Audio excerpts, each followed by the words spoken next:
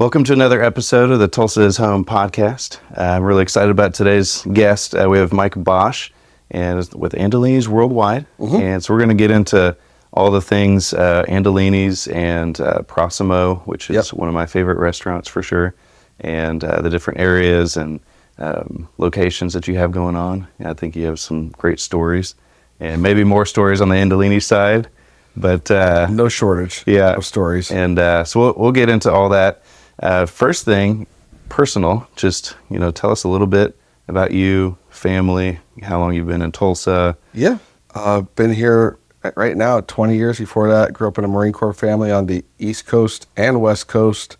I went into officer candidate school in the Marine Corps myself and found out I have juvenile diabetes, and then it was like, well, what am I going to do with my life? So it's a very roundabout story how we got here. Currently, got a family. Our son, Henry, is 7 years old, goes to school St. Mary, and it's been great being here in Tulsa. Tulsa's where I think the American dream still can occur, and it's been great to us.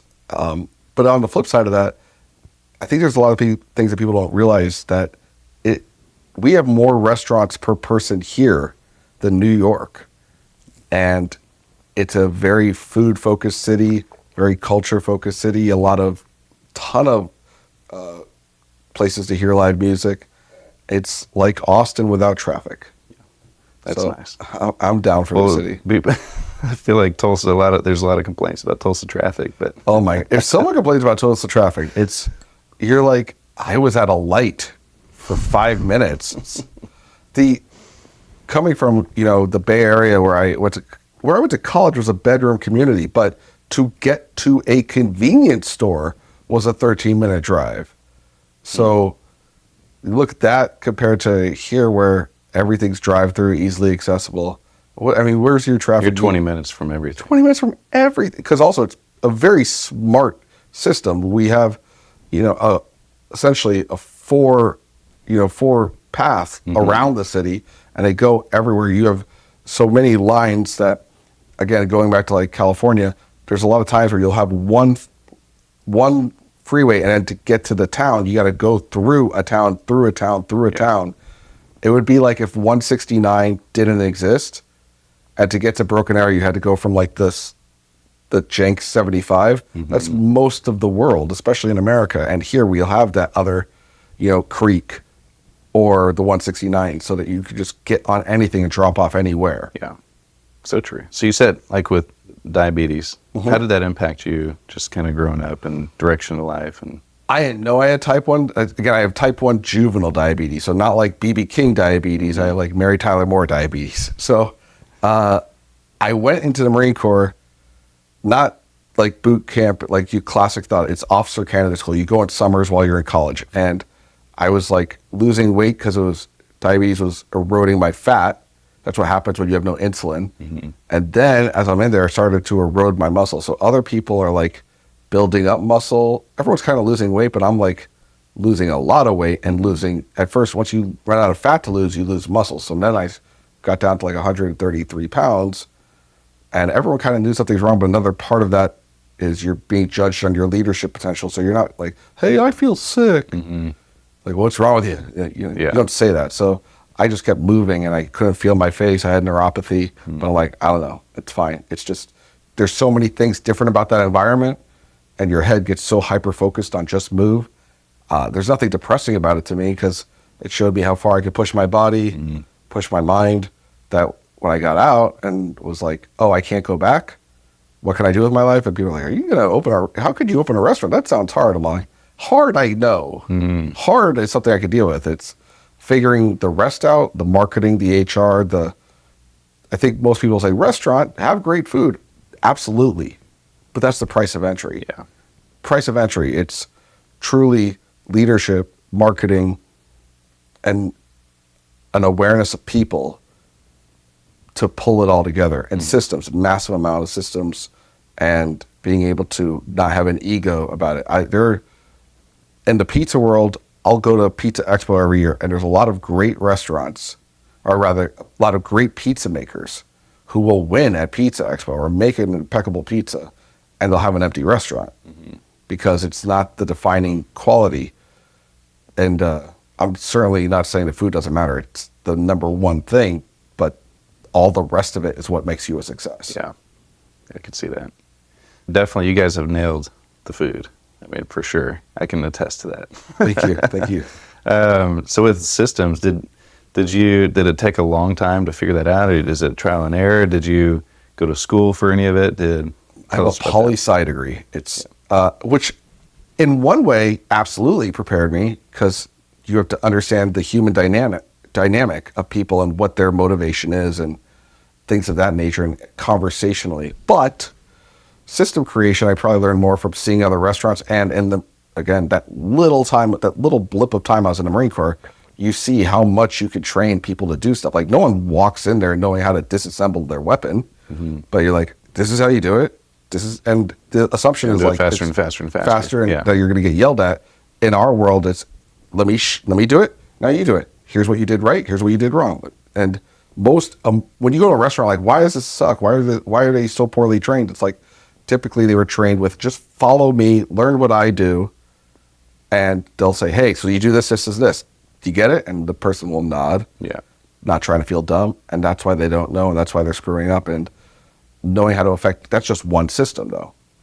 How to do that across the board for everything. We've just built and iterated and never fell in love with ourselves. We've gotten a lot of awards, and our culture is probably positive and negative, that when we get an award, we're like, okay. And we should probably stop and smell the roses more, but we got top 10 pizzeria in America based on reviews by TripAdvisor, and I put that out to the threads, and all we got back was like, they spelled this name wrong. It's like, that's about right. All right, cool. So how do you train? So if someone comes in, if they have no experience and they want to work in one of your restaurants, what does that look like? I absolutely don't care about experience. It's way more about their maybe it's better. Yeah, if they don't have experience. It can be. If someone's like, I've been making pizza for 20 years, well, okay, probably not the way that we're going to do it. And you have all these built-in things. That happens with sales guys. Like, people, I know a lot of sales forces would prefer untrained salespeople than overly trained salespeople with the wrong tactics. In our way, I can get further with a bartender that knows nothing but has a welcoming spirit and attitude, than someone who like knows all about tannins, lager, and fermentation, but they're too cool for school. Yeah. I can get way further with person A. So the training is obviously the knowledge, but the ethos, the values, and support. Do they feel that we give a crap about them? Because there's nothing that's going to replace that. And being local, being here with all of our stores here within a drive of 15 to 20 minutes at any moment in time to anything that we own helps that significantly. So how many locations do you have? We have 12 things at this point, and it's, Andolini's Pizzeria is the mamma jamma of it all. The food truck, catering, Prossimo Ristorante, 2 food hall concepts, a location at the Tulsa airport that we run, our catering arm. So we got a lot of stuff. The airport thing's fun because that's not normal. Most of the time you give your like a licensing fee to someone else to do your thing at the airport, and they staff it with their people. So when you go to O'Hare or DFW, you'll see on your receipt, it doesn't say Chili's, it says HMS Host. That's the company that has employed people, and they're using Chili's likeness and recipe with their people.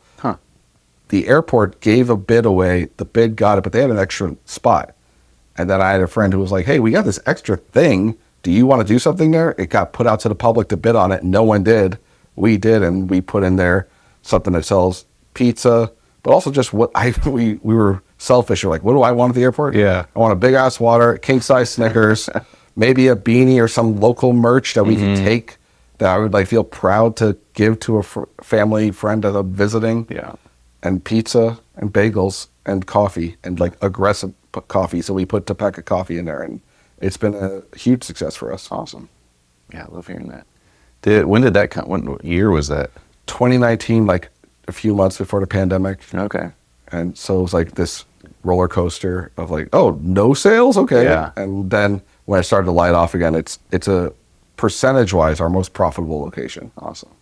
Yeah, the world is now defined between pre and post-COVID. Yeah, very much so. So the other locations, when did you launch those? Was that recent? I mean, Owasso started in 2004. We got the LLC open January 8th, 2005. Okay.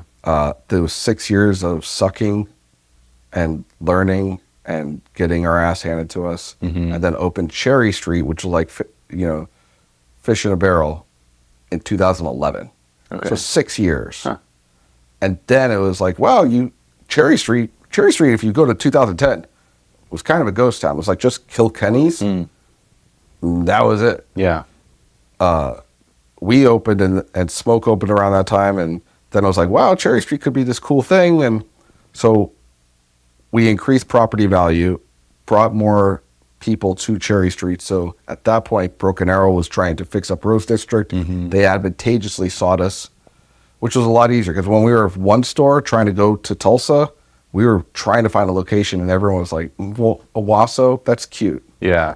I'm sure that you do great in Owasso, but this is Tulsa, and I don't really want to take a chance on this location. So we did not get sites easily. We didn't get people calling us back. Getting a loan Interesting. was really hard. But once Which we were just off- being early, there's a risk in there, right? And that's probably what they look for. So at what point, like, especially with banks or financing, like, does that, do they view you more as a safer bet? they want. We have a lot of banks that want to give us money now. Yeah. The only bank that took a chance on us, and I will vouch for them all day, is Security Bank. It's a family-run bank at 169 and 51st.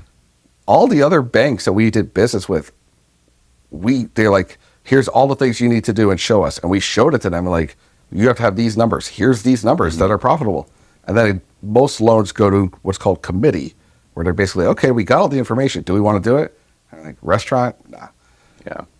They took a chance, and they have benefited financially very much so from saying yes to us. And so that's a big advice thing I say is, if you want to get a loan, don't go after Globo Bank. Go after a local, family-based bank that is going to believe in your story.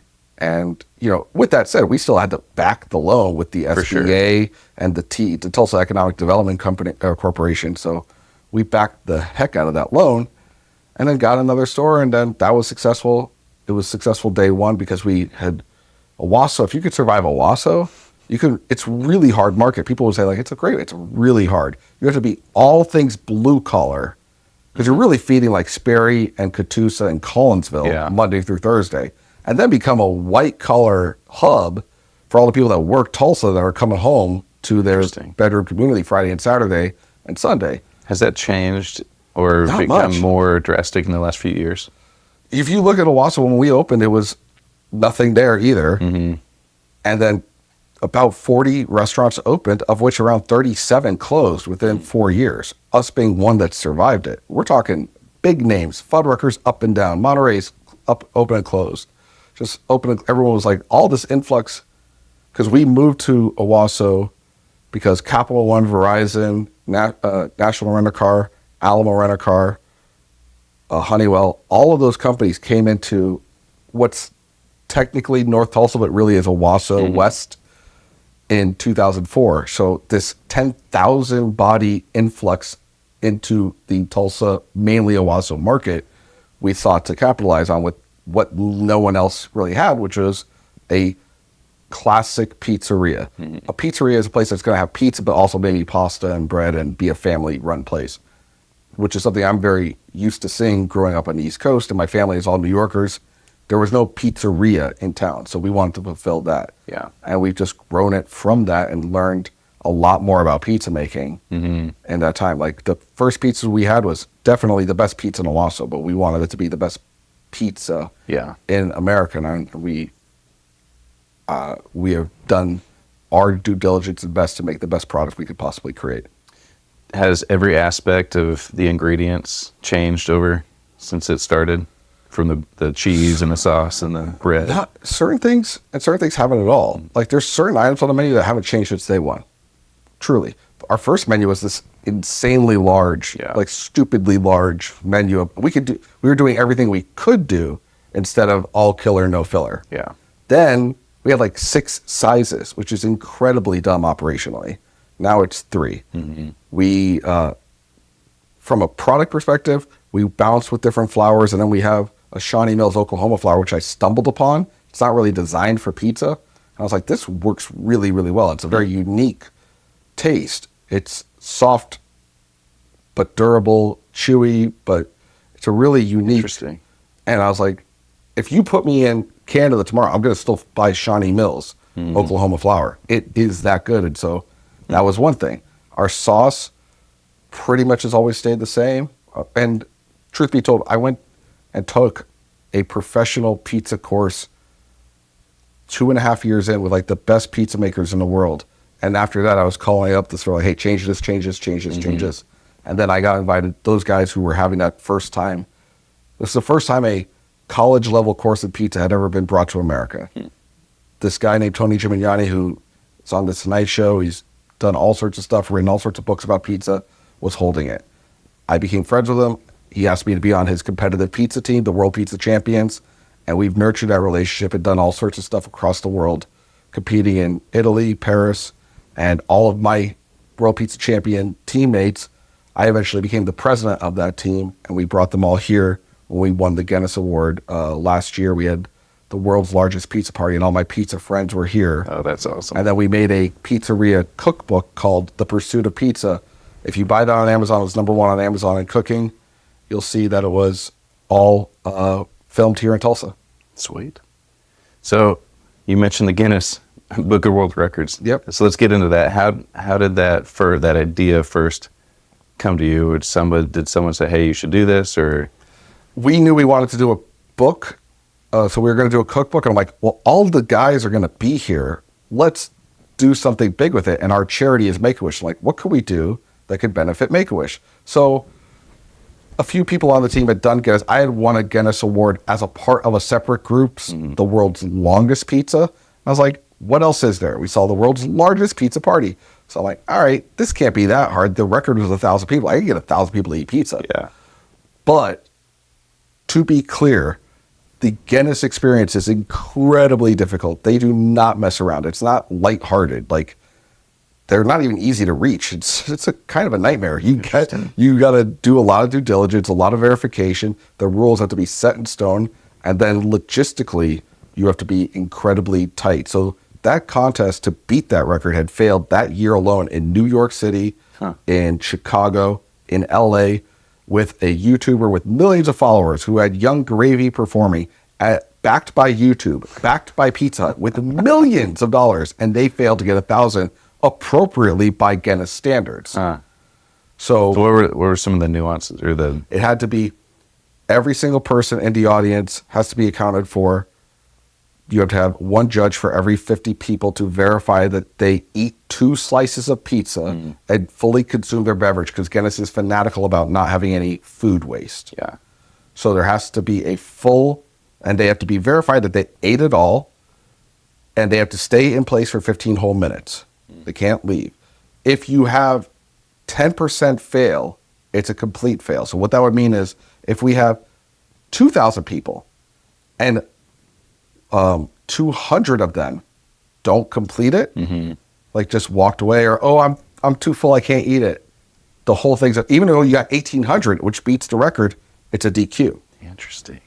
So knowing all that, we're like, okay, how do we get everyone in, not have them eat the pizza, open, and also abide by health department standards to have that much pizza prepared, cooked, ready, in line, at their seat, have that many bodies that are willing to do this and play ball. Because you can have all the money in the world, you got to have people to be cool. You have to just, and the Tulsa thing. I feel like Tulsa is really good for that.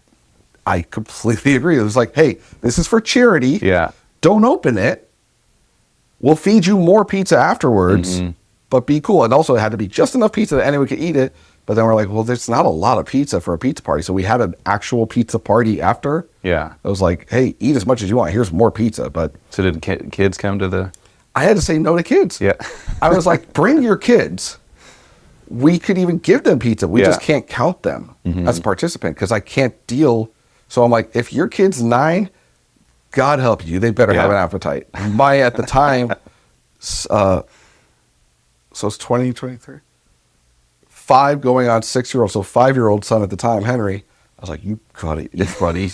You could do it, but you better, I'll eat, Daddy. I'm like, all right, you can't not eat this. It's like hilarious. 2 Costco-sized slices. That's big. Oh, no, not like Costco sample. So not I was thinking the full. Not that okay. full. No, so it wouldn't have worked. So that's the logistics of it. Okay. And we had, the record was 1,049. We had 3,357. Oh, wow. Out of 3,399 or 78 people. So what percent is that? So we totally, we tripled the record. Yeah. And we had only like 2% fail rate. That's awesome. So, yeah. So you feel pretty good about that one. It was one of the greatest it was the greatest professional day of my life because here I have all of my pizza friends in the world, the greatest pizza makers ever, completing a book. We sent 7 kids on their Make-A-Wish wish. That's cool. TU, it was a massive, we did it at TU before a game. That's how we had the bodies in January. Because we're like, how are we going to pull this off? We were looking at different venues. Outdoor, we're already not going to make it because people don't want to be outside in January. So the logistics, everything came together. That day I was like driving around freaking out that nothing had gone wrong. And then I started to have this overwhelming feeling like I'm on a mission from God. Nothing can go wrong today. I'm like, I was going to go through this red light right now. I just did. I'm like, okay, nothing can go wrong today. That's hilarious. I don't advise that, but that's the feeling that, because it was freaky. The logistics of that much, something should go wrong. Oh, yeah. And also that YouTube event, to add insult to injury, they failed. They decided that they wanted to do theirs, and they did theirs 3 days before us. So they were like, hey, did they know yours was scheduled? They heard about ours, and they're like, well, we want to win. We don't know what they're going to do, so let's try and get the record. If they beat us 4 days later, great. At least they can claim it if they had it, yeah. So they did that record. They also did the world's largest pizza simultaneously to go in tandem with the Super Bowl, which people will remember that. You won't see anything about their world's largest pizza party attempt, because the second it failed, it was like scrubbed from YouTube. And who is YouTube? Google. You can't find anything about it. It's fascinating. And so it was just this weird thing that I was freaking out, like, hold on, how many bodies are going to get? If they get 2,000, we could beat that. If they get 3,000, can we beat that? If they get 4,000, that would be more nerve-wracking than just pulling out the event, because then you have this unknown factor that you don't even know. It's a moving target. To put in perspective how nerve-wracking it was, I was like, I have 40 pizza makers, all these Make-A-Wish 40 kids, pizza makers. And then 4,000. I had a plan to get to around 30. My goal was to beat 3,000 for sure, potentially 3,500. We had enough pizza for 3,500. If they had breached 3,500, I was going to have to like figure out more pizza, figure out more bodies. And then if they breached 5,000, I had a full, not panic attack, I don't want to downplay it, but it was like Wednesday, the night that they were doing it. I was like, if they break this, we could create a new contest. We have all the pizza, and this is a real thought. I really, at that moment, said, what if we create the most amount of people eating pizza and playing the kazoo at the same time?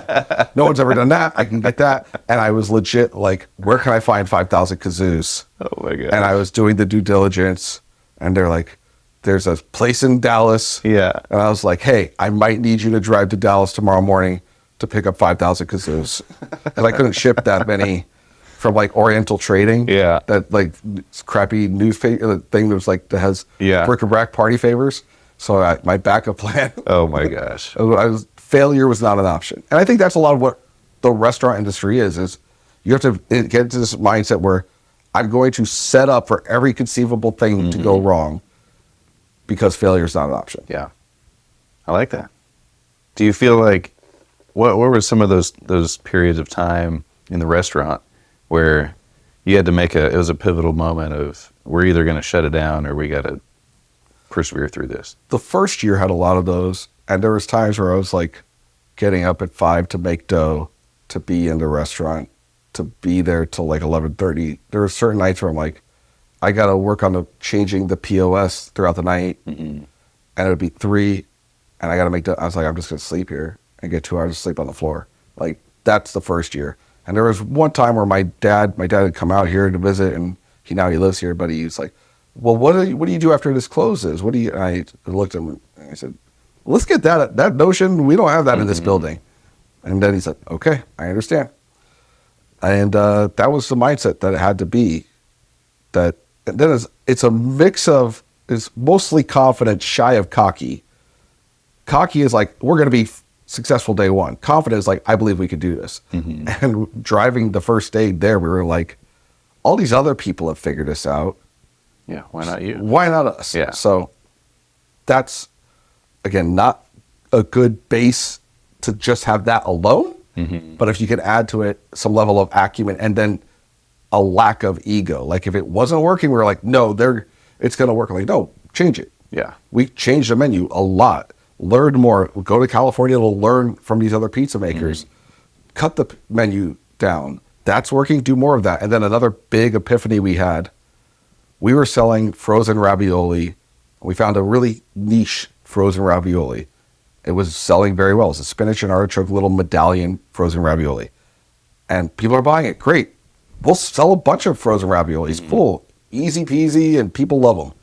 Then it got popular enough that another Italian restaurant opens in Owasso called Napoli's. It's no longer in business. And they're like, yeah, we have we have the spinach artichoke ravioli too. They just found what we bought. Yeah. We were the first to buy it in Oklahoma. But again, we thought we had a proprietary deal, and they started selling it. Yeah. And I was like, oh, crap. We're selling McNuggets. They're selling McNuggets, and we're both saying we're not McDonald's. So then took the freezer filled with all that, donated all the product and the freezer itself to the food shelter, and just said, we're done with that. If we don't make it, we don't sell it. Yeah. Because that's the only way we're going to survive. I like that. So where did the name Andolini's come from? Well, my Italian name is Carlucci. I saw Joe Carlucci on the Food Network right when we were opening. I didn't know who he was. He had a pizza place. I'm like, he had Joe's famous. I was like, I don't want to get sued by that guy. I typed it, and then I was looking for an A name. And me and my brother were like, we have to find an A name. My brother was like, let's call it Al Dente. I was like, we're going to have every jerk that's like, it's not Al Dente enough. So then I didn't have cable at the house I was staying at that summer in California, as I was coming up with 1 week before I was going to move out. And I'm watching The Godfather Part 2 on DVD, and Vito Corleone's real name is Vito Andolini. And I was like, let's just call it Andolini's. Yeah. Why an A name? Why did I care about it being an A name in 2004? Well, 2004, is that when they're still doing phone books? Still the phone book. There we go. It's like, we need an A name. And then, interestingly enough, in that pizza class that I took 2.5 years later, Joe Carlucci was in that class. Nice. And now me and Joe are great friends. And he was like, I wanted to sue you. I'm like, well, I didn't know that. Yeah. Because his name, so we consider ourselves pizza brothers with the same Italian last name. But, it's an interesting ride. I like that name, though. Yeah. It has a good ring to it. So going off of names, Prossimo, where did the name Prossimo come from? Prossimo just means next door in Italian. Okay. So there we go. Like, what can we come up with for this thing? And For this restaurant that's next door. yeah, Lucky. Well, when did that come after Cherry Street at the same time? Oh, or? I mean, Cherry Street opened in 2011. Okay. And then that had been like a boutique, and then a juice thing, and it was a salon called Dolce that was next to us for the longest time. And then the salon their lease was ending, they wanted to move, and the juice place was looking to get out of it, and the property owners were like, we want to get out of this too, maybe. So it was a whole big old deal at the time, and we just said, great, we want to take both spots. And Lucky's had closed, which was a very popular restaurant for a very long time on Cherry Street. But again, Lucky's was more wine driven, a little bit nicer dining, more feminine in base. You didn't feel like as much beer and pizza and brick, which a lot of the street was like Kilkenny's beer, pizza, and brick, and Roosevelt's beer, pizza, or beer and brick. And we're like, let's have something that's a little bit offsetting to that. So we came up with Prossimo, which was a high focus on Prosecco, and then all the things we like in Italian dining that are both northern and southern focused with a lot of experience.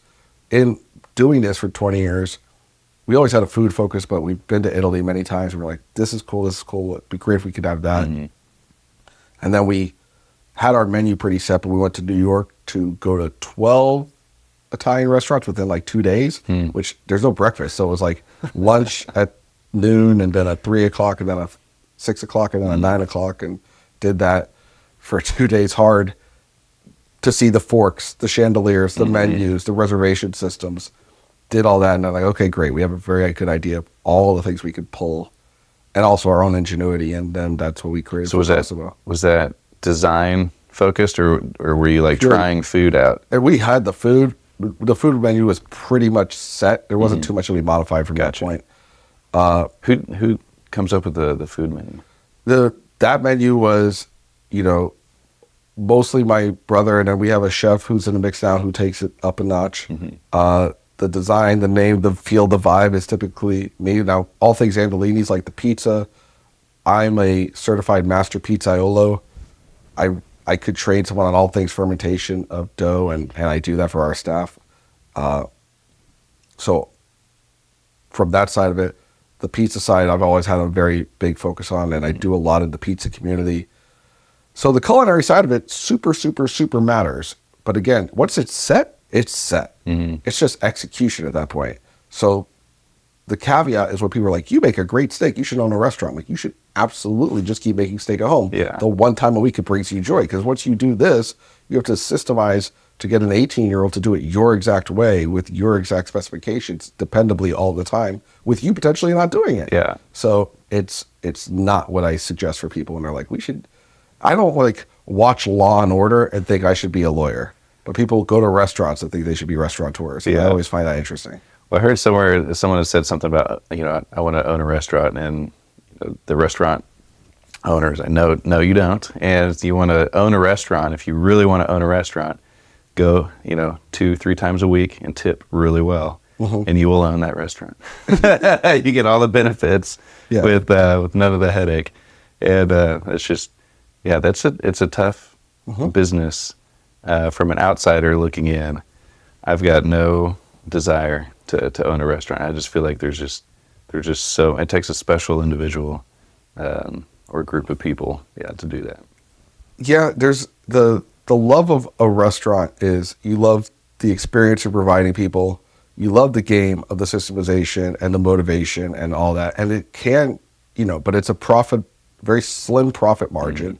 And you have to always win every day with a inventory that is deteriorating in front of you. Yeah. Like if we were a copy and print shop, the paper is not going bad. The basil is. So you have to be super tight. And also, if you have that copy and print shop, people aren't expecting you to have it printed into their house in 20 minutes. And you don't take 30 people to do it. People are like, I could make this at home. Like, with this though, so you always have all these factors that really, really compress in. And I don't say that to complain. I say it's just the nature of the beast. To get good at it is leaning in on the individualistic nature and doing two things that I think all good businesses, especially B2C businesses, have to do, which is increase purchase pride and decrease purchase anxiety. Like, is this going to suck? It's not, because I trust the reviews.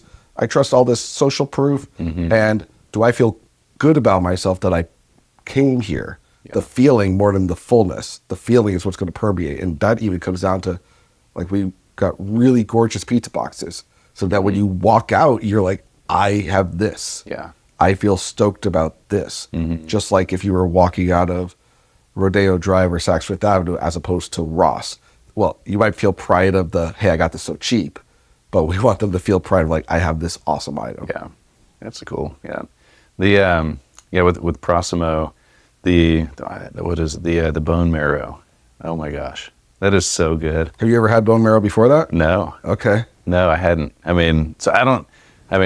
is really good. It was interesting that I saw it on the menu. I don't know why I ordered it, just because I'd never had it before. Yeah, but it is really good. That's the greatest thing on earth. Yeah. Holy God, this is so damn good. I'm a fan too. Bone marrow is just this incredible, very avant-garde thing that if you haven't, and then when you have it, you're like, come on, like, it's so rich and it's really good.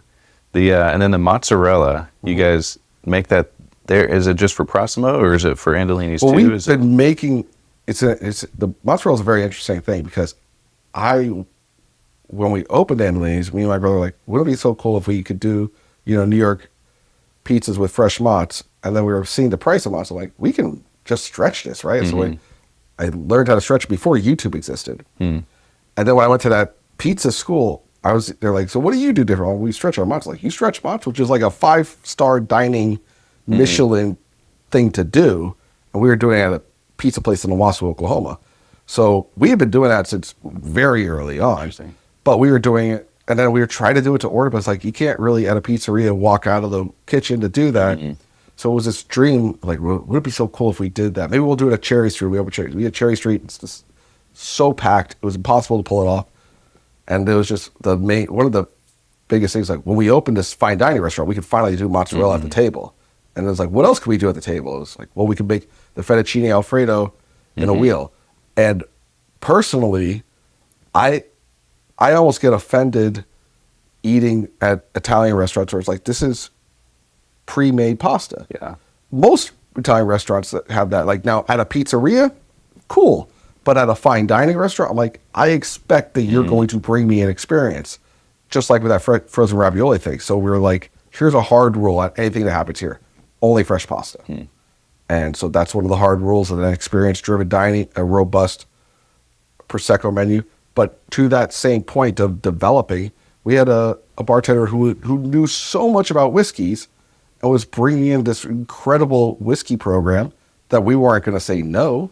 Yeah. We're like, great. And then people were loving it. So developing into things over time is another big part of us, is being able to pivot and say, it's cool, match this brand, keep going. Yeah. Awesome. What's your favorite either meal or dish at both of those? The DeMarco at Andolini's is the most, like, any day of the year, no matter what, feeling light, feeling hungry. It's the most straight up pizza there is. Like, is that the most popular? I'd say other than like kids, there's pepperoni and combination are very popular. But DeMarco's probably the most, and certainly the most brand popular. It's San Marzano tomatoes instead of classic California tomatoes. So imported Italian DOP San Marzano tomatoes with fresh mozzarella that we stretch in-house with extra virgin olive oil poured on before the sauce, after the sauce. Pecorino Romano, which is sheep's milk imported from Italy as well, grated, placed on it, very strong cheese, salty cheese.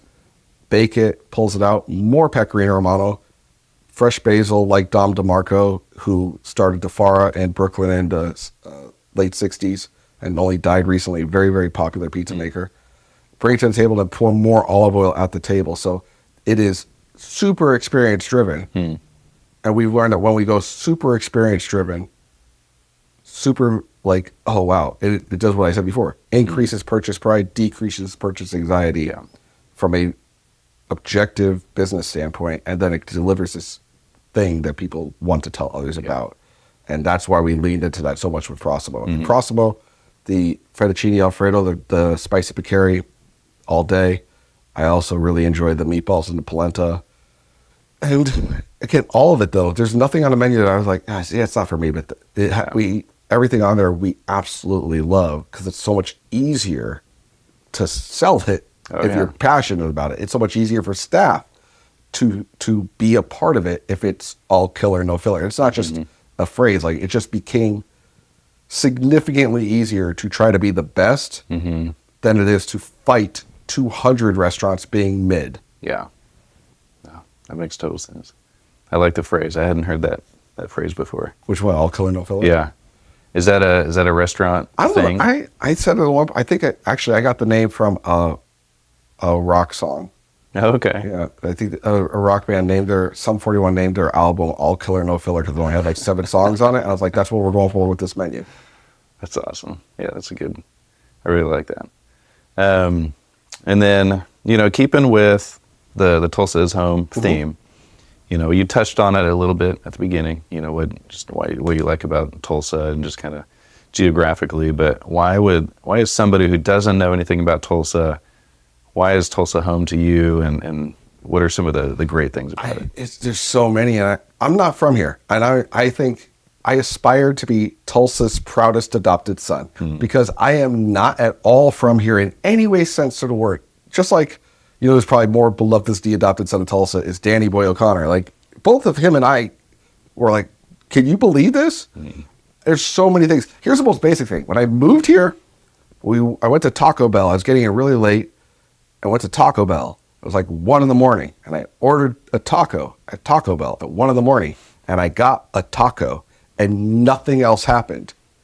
If you're from here, that's a very boring story. If you're not from here, you're like, holy, really? Nothing else happened? You didn't like get a chalupa or people were fighting in the parking lot or something was like, it was 1 a.m. and you just got food and they were pleasant? Oh, wow. Was it weird? They were like weird pleasant, like they had no teeth? No, just normal. But you're riding like a horse to work, right? No, it's a straight up town. It's a rock and roll town with cool. Or I went to like WWE event with my son last week. I parked. I walked 3 blocks. We saw the show. Nothing happened. It was pleasant. It was awesome. And then we were out of there and in bed 20 minutes after the thing ended. That doesn't happen Isn't that kind in of California, funny? Like, New York. yeah, the boring event is almost the highlight of what separates it. And then on top, like tonight is a Thursday. There'll be a concert downtown, maybe at the Canes, maybe at the Vanguard. There's going to be the Bob Dylan art show, and you got Art in the Park. More restaurants per person in New York. Good restaurants. Like I'll put McNally's bar up against the New York bar any day of the week for that type of beer. Put Valkyrie's bar up against anything in Brooklyn any day of the week. Sushi, I'll throw that in the mix. I think our pizza speaks for itself. Fine dining, I'll put Proximo right in the mix of what you can have in New York. And because there's nothing proprietary about it. Proximity is not an indicator of greatness. I think people will be like, well, I had it in New York at 2 o'clock in the morning in the Village. I'm like, yeah, that was the Village at 2 o'clock in the morning doing all the work, not the pizza. So from that perspective, Tulsa is this really cool city where you can actually be an entrepreneur and have things grow. It's not looked at as a negative. You can own a house, a nice house, for $300,000, a nice house, while a house that, to put it, I mean, now I'm going a little far, but in San Francisco, if you go to SFO, I went back home and then I went to go get gas at SFO before I brought the car back.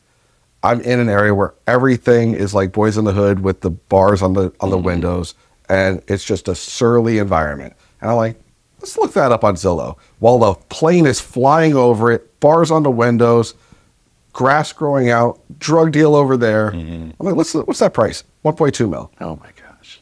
Yeah. So, I mean, just do the math. I'm like, well, it's asinine to not live here to me at this point.